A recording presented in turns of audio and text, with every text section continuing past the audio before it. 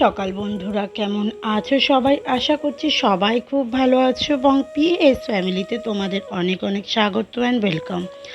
আমি কিন্তু এখনও মাসির বাড়ি থেকে বেরোইনি। তো আজকে কিন্তু সকাল থেকে শুরু করলাম, তার কারণ হচ্ছে তোমরা তো আগের দিন দেখেইছো যাত্রা টাত্রা হয়েছে এবং সকালে রান্নাবান্না সব তোড়জোড় হচ্ছিল। আমরা কিন্তু আজকেই বাড়ি ফিরে যাব, আর এটা কিন্তু কোনো দ্বিতীয় পার্ট তৃতীয় পার্ট হবে না, কারণ হচ্ছে আমি কিন্তু আজকে বাড়ি ফিরে যাব। তাই তোমাদের সাথে জাস্ট সকালের কিছু মুহূর্তটা তোমাদের সাথে শেয়ার করলাম। আর দেখতেই পেয়েছো যে সকালবেলা উঠে সাক্ষ্য কেমন ব্রাশ করছিল দাদুর কাছে বসে বসে, আর দেন তারপরে তোমার পা ধরে একটুখানি খেলা করছিল। আমি ওকে খুব রাগাচ্ছিলাম। তো দেখো সবাই একসাথে কিন্তু খেতে বসেছে। আর আজকে কিন্তু আঁশ রান্না হয়েছে, মানে হচ্ছে পুজোর পরের দিন এটা। তো আজকে রান্না হয়েছিল ফ্রাইড রাইস আর চিকেন কষা।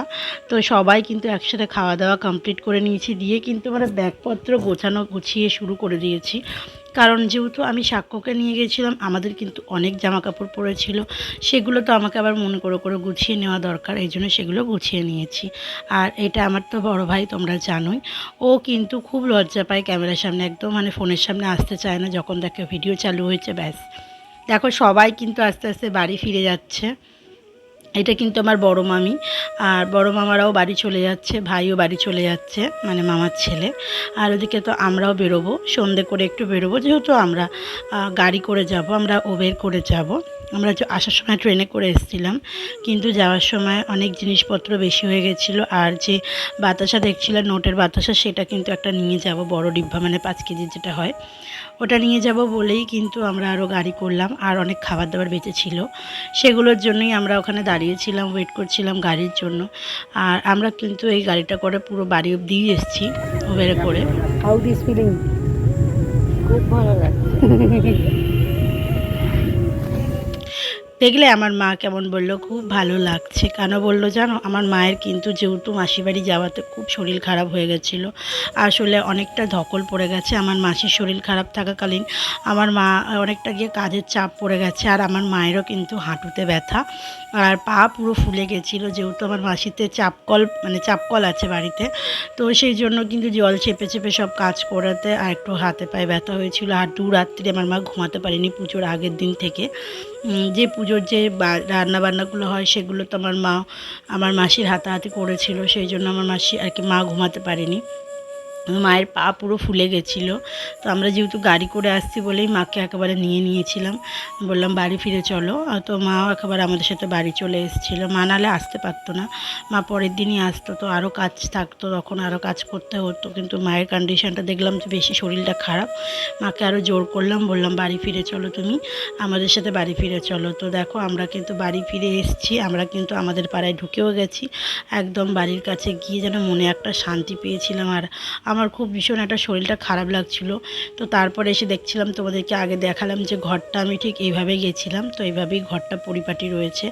আর আমি কিন্তু ঘর যাওয়ার সময় একদম গুছিয়ে ফ্রেশ করে গেছিলাম, কিন্তু একটু তো যেন না থাকলে ডাস্ট পড়ে যায়। আর আমার শাশুড়ি শরীর খারাপের জন্য তো আমি কদিন ধরে ঝুল ছাড়বো বড় করে হচ্ছিল না। তো আমি কালকেই সব ছাড়াছাড়ি করে নেব। এখন হচ্ছে তোমাদেরকে দেখালাম যে ঘরটা আপাতত এরকম রয়েছে। আর এখানে কি হয়েছে বলো তো? আমি সাক্ষ্যকে বলছিলাম ও দুষ্টুমি করছে, আমি ভিডিও করেছি, পুলিশকে দেখিয়ে দেবো, এটাই আর কি দেখাচ্ছিল। যেই ভিডিওটা শুরু করেছি সেই ও আর কি কান্নাকাটি শুরু করে দিয়েছে, বুঝতে পারছো? আর এখনও ভালো হওয়ার দেখো, ভালো হচ্ছে, দেখো ঠান্ডা হয়ে গেছে। এটাই আর কি আমি বলছিলাম যে এখন আর ভালো হয়ে লাভ নেই, আমি পুলিশকে দেখিয়েই দেবো। এখন সবাই তোমাকে চেনে, তুমি কেমন দুষ্টুমি করো, এটা আর কি ভয় দেখাচ্ছিলাম। তো তারপর তো ঘুমিয়েই পড়েছিলাম রাতে। আর তোমাদের সাথে কী শেয়ার করবো, এটা কিন্তু পরের দিন সকালের, বাড়ি ফেরার পরের দিন সকালের ভিডিও। তো দেখো সাক্ষ্য কিন্তু দেখেছো একদম বাড়িতে এসে মনের মতন করে ঘুমিয়েছে, রিল্যাক্স হয়ে। দুদিন কিন্তু ওখানেও ভালো ঘুমিয়েছিল, 10টা সাড়ে 10টা অবধি, কিন্তু ওই চারিদিকের অনেক শব্দ নিয়ে ঘুমিয়েছে। আর আজকে কিন্তু একদম মন শান্ত করে একদম ঠান্ডা মাথায় ঘুমিয়েছে। আমরাও অনেকক্ষণ শুয়েছিলাম, বাবু তো ডিউটি বেরিয়ে গেছে, আমিও কিন্তু অনেকক্ষণই শুয়েছিলাম। আমিও উঠেছি 8:30টার সময়, মানে বলতে পারো ঘুম নেই চোখে দুদিন ভালো করে, তো ঘুম তো হবেই না। তো উঠে ওর সাথে খানিকক্ষণ খেলা করলাম। তো দেখো উঠেই আগেও পটি করছিল, জানো তো ওর ঘুমটা ঠিকঠাক হলে না, ঘুম দিয়ে উঠে পটি করে নেয়। কিন্তু ওর যখন ঘুম ঠিকঠাক হয় না, তখনও কিন্তু ঠিকঠাক করে পটিটাও করতে পারে না। আর দেখো এখানে ও কি বলছে, একটু তুমি ওদের কথাটা শোনো তোমরা। কোন হাতে ব্যথা? এতে ব্যথা? ও ছেলেটার হাতে ব্যথা দেখো। সবাই একটু আদর করে দাও, আমার ছেলেটার হাতে ব্যথা। কেমন করে আদর করবে? কেমন করে আদর করবে? একটু চুমু দাও, কী করে আদর করে চুমু দাও, কেমন করে চুমু দেবে? সবাই দেখে রাখো, সবাই এরকমভাবে চুমু দেবে আর ফু দেবে। ফু দাও, ফু দাও। আর দেখো ফু দিচ্ছে, ঠিক আছে? স্বাক্ষর হাতে কিন্তু ব্যথা হয়, দেখো স্বাক্ষর এই যে যেগুলো না ব্যথা হয়েছে, এগুলো এগুলো সব আঙুলগুলো গর্ত হয়ে গেছে, এরকম।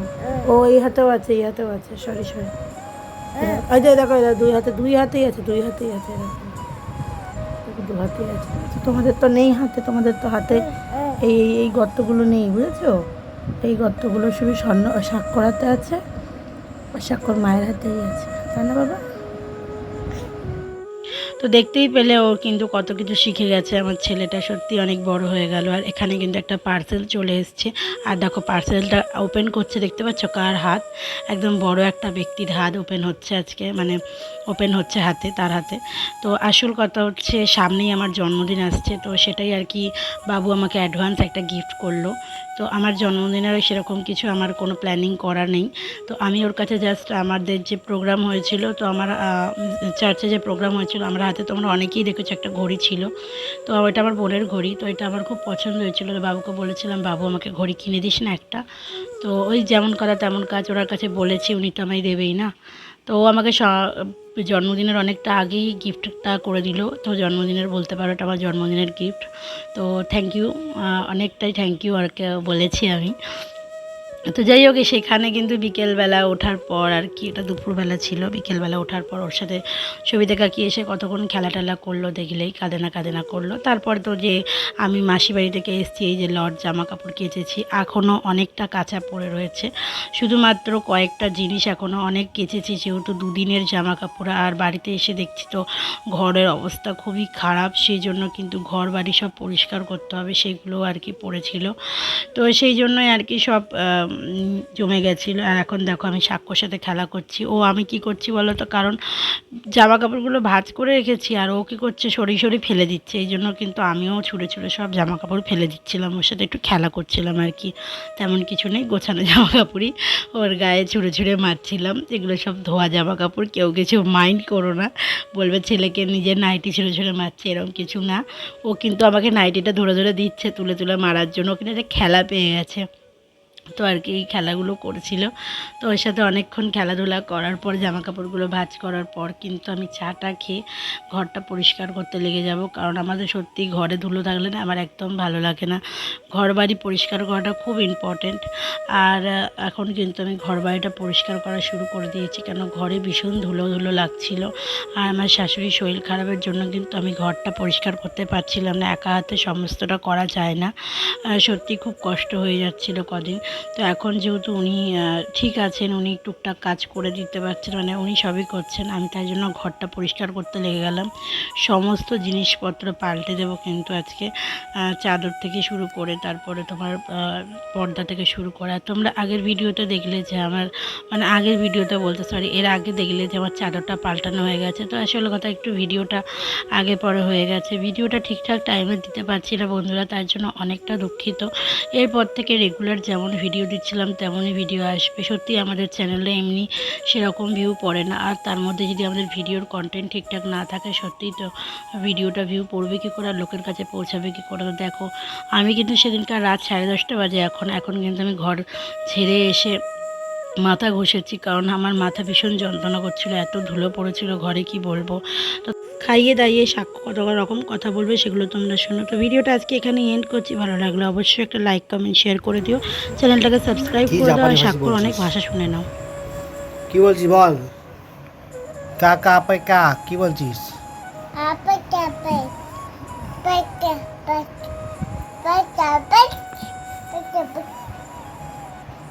কে?